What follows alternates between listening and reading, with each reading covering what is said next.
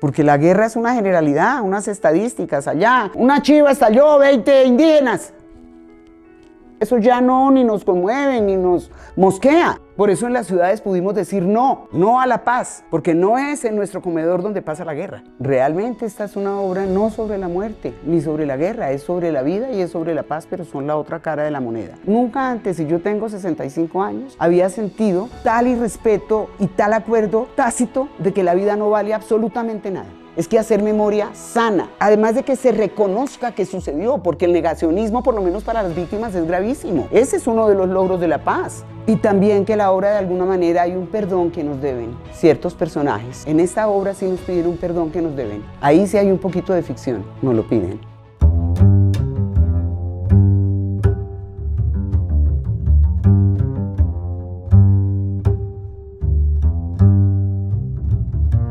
Nuestra invitada de hoy lleva décadas construyendo uno de los universos teatrales más sólidos, rigurosos y sensibles del país. Directora, investigadora y fundadora de Umbral Teatro, Carolina Vivas ha dedicado buena parte de su trabajo a preguntarse por la memoria, la violencia, la dignidad humana y las formas en que el teatro puede ayudarnos a mirar aquello que a veces preferimos evitar. Ahora presentará La Suite del Despertar, producción del Centro Nacional de las Artes de la Franja Creación y Estrenos, donde a partir de múltiples voces e historias se pregunta por algo que parece sencillo de nombrar, pero muy difícil de alcanzar: la paz. Carolina, bienvenida a El Palomar. Hola, mucho gusto.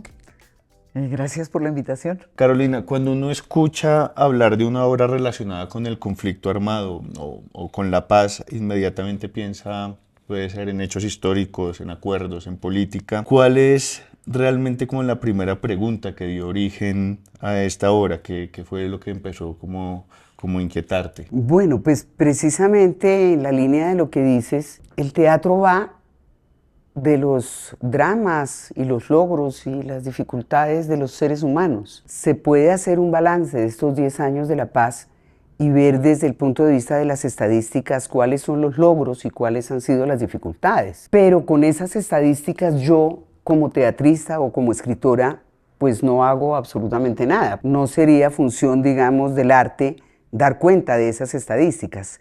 Y en el caso del teatro, finalmente la tarea se trataba de echar una mirada de cómo en seres humanos concretos, con nombre propio, obraban los efectos de la guerra o de la paz. Cómo estos 10 años de intento de construcción de la paz han incidido en seres humanos de carne y hueso en las regiones. Entonces, aproximarme a lo humano era la tarea. Ahora, las rutas para eso pues son muchas, pero pues esa no era la pregunta. No, pero sí, era la siguiente pregunta, acorde a lo que está señalando. Sí, adentrarnos un poco como en las costuras de la obra. A partir de esa inquietud, de esa pregunta, ¿cómo empieza a aterrizar la forma que empieza a tomar la obra? Que nos cuentes un poco, obviamente, sin contar quién era el malo. Exactamente, pero que nos cuentes un poco cómo eso se traduce en una construcción de esta pieza. Me parece que en todos los archivos de la Justicia Especial para la Paz, en los archivos de la Comisión de la Verdad, fue como el primer paso.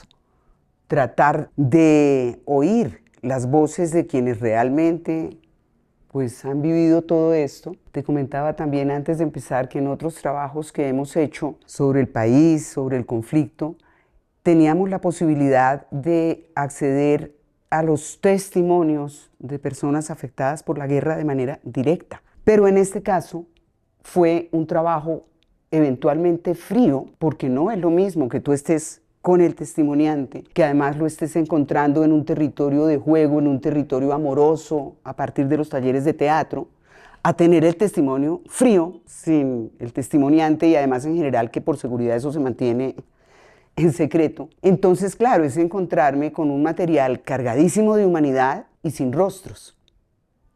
Como es tan grande el volumen de testimonio, empieza a obrar la metonimia. Esa es la primera decisión estética. No podemos con la totalidad, pues nos vamos por el fragmento. Entonces, en realidad, de los testimonios que fui seleccionando que me interesaban, y por las razones que me interesa un testimonio u otro, pues son muchas, pero en principio, digamos, ya fui cerrando el corpus, y luego de cada testimonio no cogí el testimonio, sino una frase, una sola. Trabajando con el criterio de que hay frases que resultan fundantes, te fundan un universo. Entonces, por ejemplo, afirmaciones como cuando nací ya se lo habían llevado. De ahí para allá, realmente el contexto de enunciación de un personaje que dice eso es la tarea, pero no escoger todo el testimonio.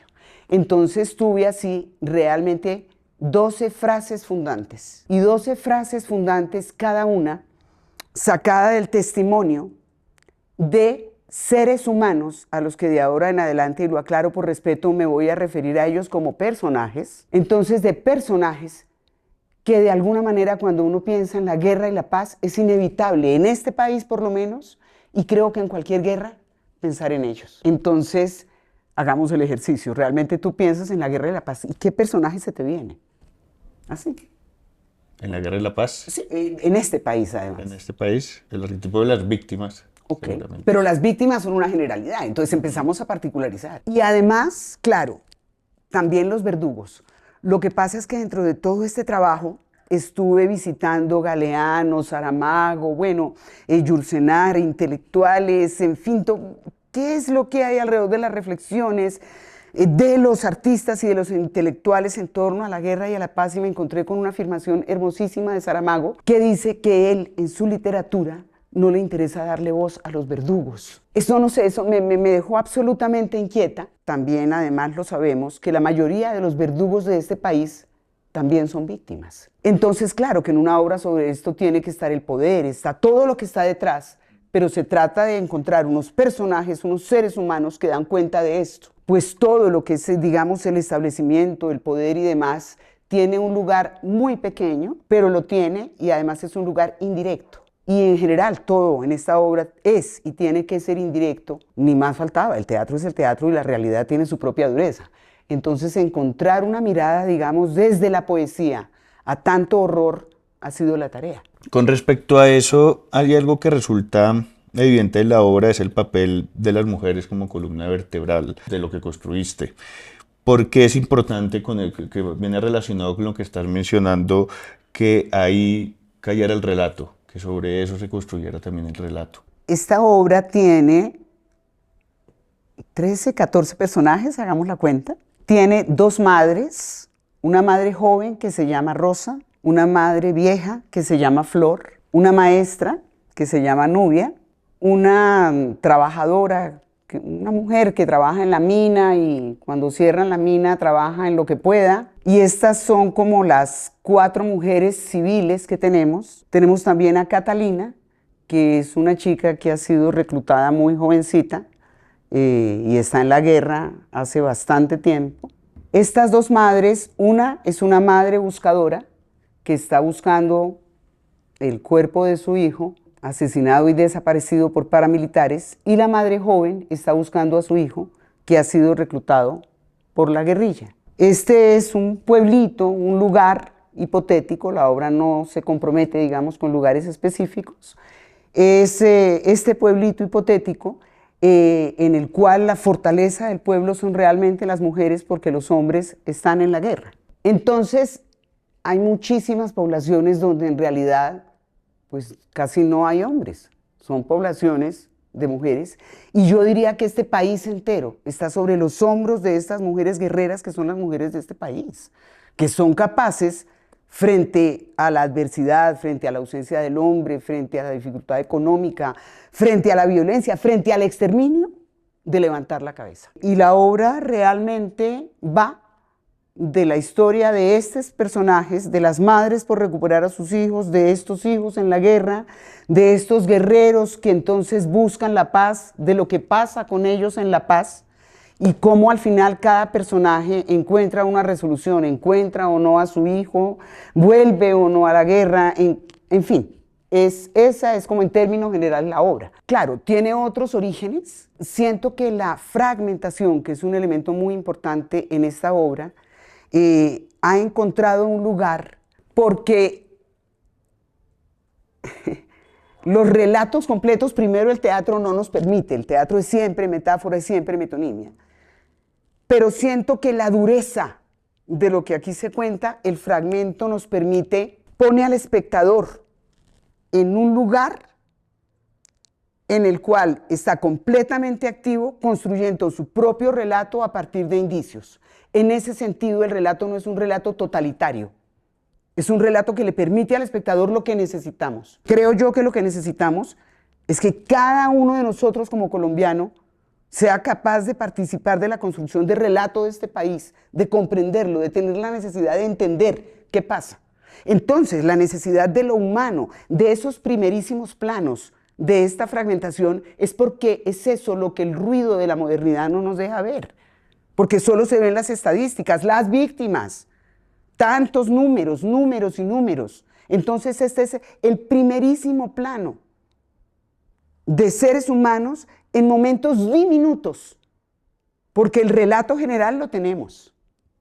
Es el primer plano el que no vemos. Por eso en las ciudades pudimos decir no, no a la paz, porque no es en nuestro comedor donde pasa la guerra. Entonces, es eso, ¿no? Es una mirada focal y de primerísimos planos, tanto del dolor como de la resiliencia, como de la capacidad de levantarse, como de la dignidad. Es eso. Con eso que dices de no construir un relato totalitario, sino que estamos frente a una obra que se construye a partir de fragmentos, me hace pensar también cuando en la Comisión de la Verdad el padre Francisco de Rux se refería a la construcción de la verdad como una construcción coral, ¿no? De varias voces, que igual uno puede pensarlo como que son también fragmentos de una historia que empiezan a construir como esa verdad. Esto al mismo tiempo significa una complejidad en el relato. Y el ahora uno ve que no, pues, no está esa dicotomía de buenos y malos a la que muchas veces intentamos o se intenta llegar discursivamente, esa espiral como de simplificarlo allá. ¿Por qué es importante para un país como Colombia, en su historia llena de violencia, mantener esa complejidad, mantener esa visión coral y entendernos como fragmentos como de toda esta historia, entendiendo como precisamente esa complejidad que nos constituye como país, pues? Pues claro, lo que pasa es que nosotros, digamos, si como país no podemos comprender lo que nos ha pasado y las causas, pues tampoco vamos a poder trabajar ni como ciudadanos, ni las instituciones, ni el Estado, en resolver eso que está causando y que ha causado, y que la Comisión de la Verdad es clarísima cuando habla de 3 factores estructurales fundamentales generadores de la violencia, que son el racismo, el clasismo y el patriarcado.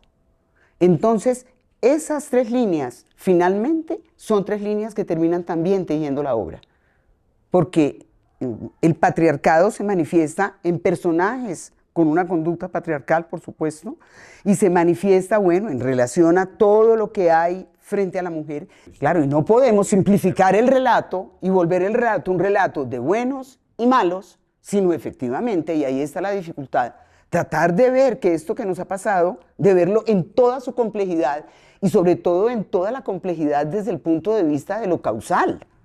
Porque claro, de alguna manera en algunos escenarios internacionales, a veces cuando uno lleva este tipo de obras, no falta quien se atreve como a afirmar un poco que es que los colombianos somos genéticamente violentos. Y pues absolutamente nada que ver.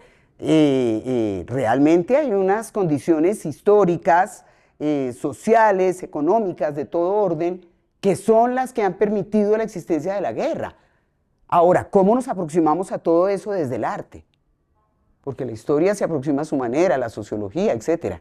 Entonces, ¿cómo nos aproximamos nosotros?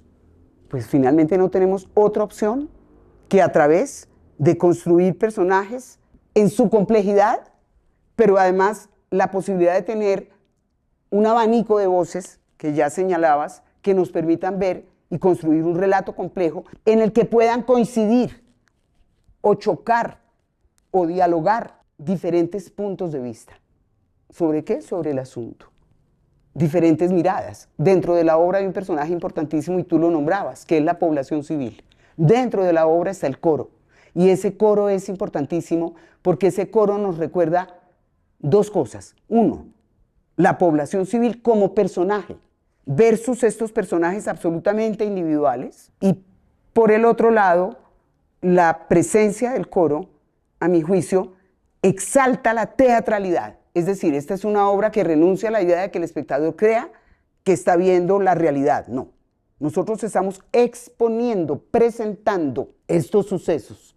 Y me parece que eso es importantísimo porque la figuratividad en este caso me parece peligrosísima, la imitación del dolor. Ahora, he hablado bastante del dolor, pero también aquí hay un relato luminoso y es lo que nos interesaba.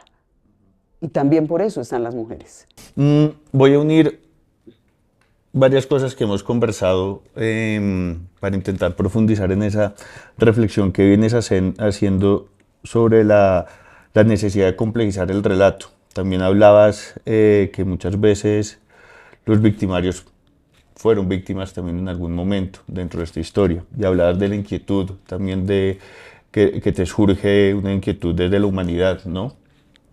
Complejizar nos permite también humanizar, entender precisamente ese tránsito que puede suceder de alguien de víctima a victimario, y eso nos permitiría también, bajo esa complejidad, humanizar a la otra persona y quizás dejar de vernos como enemigos continuos pues, en nuestro país. Sí, de hecho, digamos, en todos los relatos y demás pues he visto unos relatos hermosísimos de genuino perdón, y yo siento que la obra, o es lo que nos interesa, pues también hace un énfasis en eso. Realmente esta es una obra no sobre la muerte, ni sobre la guerra, es sobre la vida y es sobre la paz, pero son la otra cara de la moneda. Y humanizar a estos personajes, a estos verdugos, pues es importantísimo. Entenderlos y entender también sus razones nos permite verlos como seres humanos, y hemos llegado al punto en el que estamos es precisamente porque hemos deshumanizado al otro. El tratamiento que hay aquí de ese tipo de personajes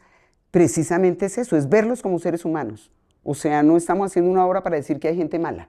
Estamos viendo a los personajes y tratando de verlos en toda su complejidad, y también que la obra de alguna manera hay un perdón que nos deben ciertos personajes. En esta obra sí nos piden un perdón que nos deben. Ahí sí hay un poquito de ficción. Nos lo piden.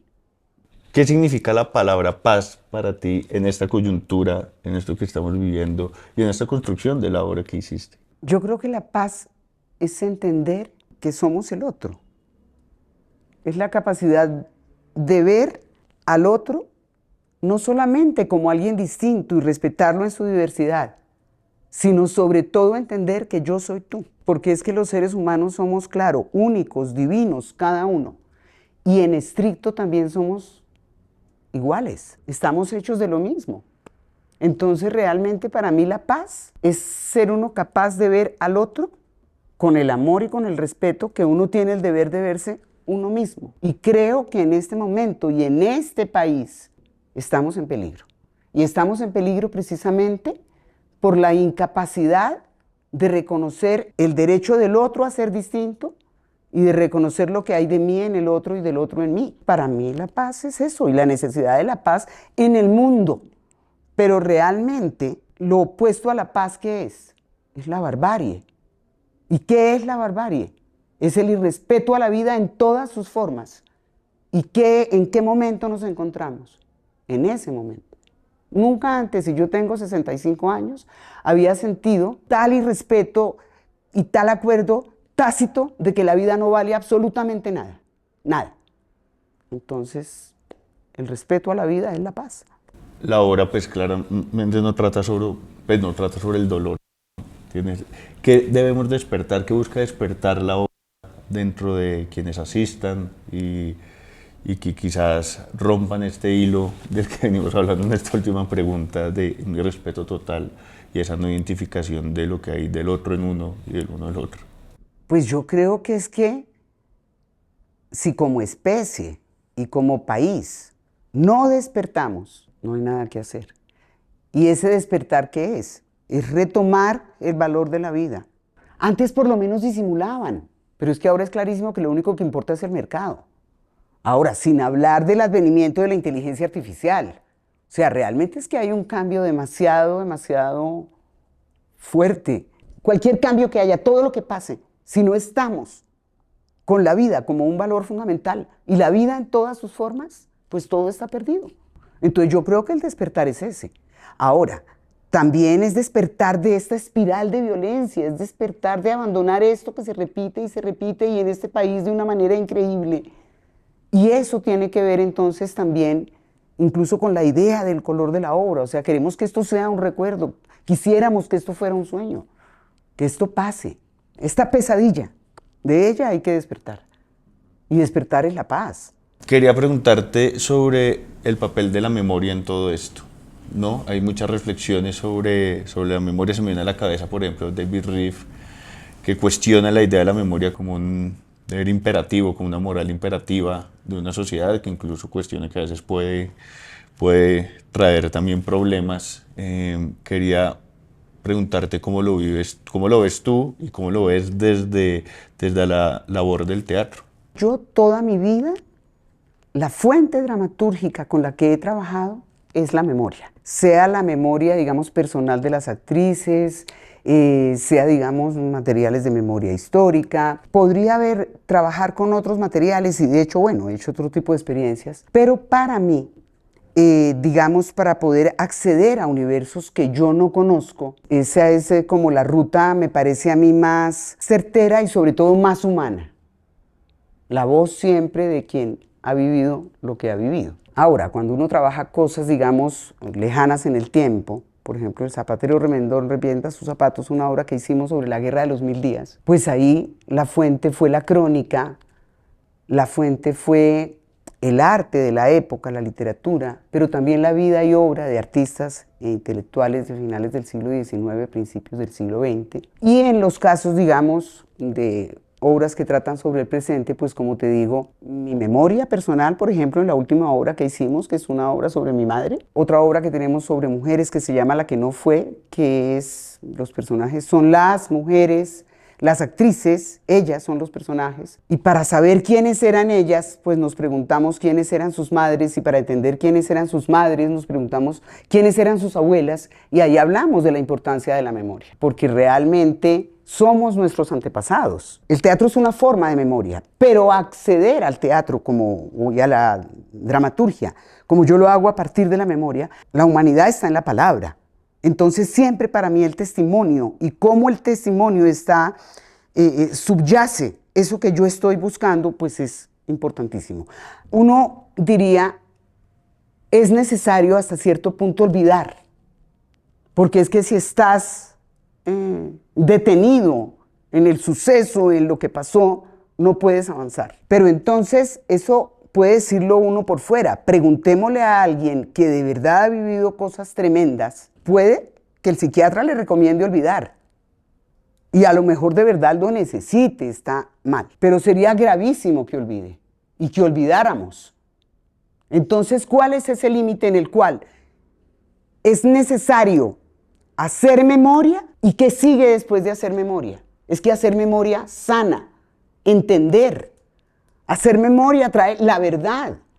Entonces, la necesidad de hacer memoria, de entender lo que pasó, de comprender, además de que se reconozca que sucedió, porque el negacionismo, por lo menos para las víctimas, es gravísimo. Ese es uno de los logros de la paz, que efectivamente se reconozca que sí pasó y que su voz tenga un lugar. Pero bueno, ahora, en el arte, ¿cómo podemos nosotros acceder realmente al pasado? Pues siempre a través del arte. Entonces yo creo que hacer memoria de lo que pasó para entender las causas, para exponer los responsables, pero también para poder hacer un pacto, no de olvido, perdón quien pueda perdonar. Ese es otro tema de la obra, porque en esta obra hay quien puede perdonar y hay quien no puede perdonar, y ambas cosas existen y son válidas. Nada le conviene más al establecimiento que olvidemos. Entonces, claro que no podemos olvidar. Lo que pasa es que necesitamos recordar, no para detenernos en lo que pasó, sino al contrario, para seguir adelante con la verdad como herramienta. La verdad es el primer paso para el perdón. Quería preguntarte precisamente por el perdón, el papel del perdón. Pues siempre hablamos de esto, pero hay un perdón individual que depende de cada quien. Existe un perdón también colectivo. ¿Qué papel juega dentro de la obra y cómo esto refleja esta idea del perdón de cara a lo que hemos vivido como país? Es que yo espero que cuando la gente vea la obra, va a encontrar frente al perdón distintas posturas, pero lo que yo sí aspiro es que estos primerísimos planos de esto que hemos vivido despierten en el espectador la necesidad de defender la paz. Y creo que solamente cuando podemos ver lo que de verdad hace la guerra en la vida de la gente, que es lo que no vemos, porque la guerra es una generalidad, unas estadísticas, allá, una chiva estalló, 20 indígenas. Cualquier cosa, o sea, eso ya no ni nos conmueve, ni nos mosquea, porque estamos tan absolutamente acostumbrados a que es así. Pero entonces cuando podemos ver seres humanos con nombre propio, seguramente vamos a entender la profunda necesidad de la paz. Creo que ya me respondes la última pregunta que te quería hacer, que era eso, como que con qué quieres que se quede la gente cuando se caiga el telón y salgan y retomen su vida cotidiana, que resume un poco lo que hemos conversado, que quisieras, desearías que se quedara como en la memoria y que transformara un poco esa manera como de pensar de quienes asistan a la obra. Que por un instante la gente que desde la comodidad de la silla está viendo esta obra pudiera ponerse en los zapatos de los miles y miles y miles de colombianos que han vivido lo que han vivido. Porque si por un instante nos podemos poner en sus zapatos, entendemos por qué es una necesidad perentoria como ciudadanos y como seres humanos defender la paz. Eso es lo que yo quisiera. Espero. Adiós. Carolina, muchas gracias. No, gracias a ti.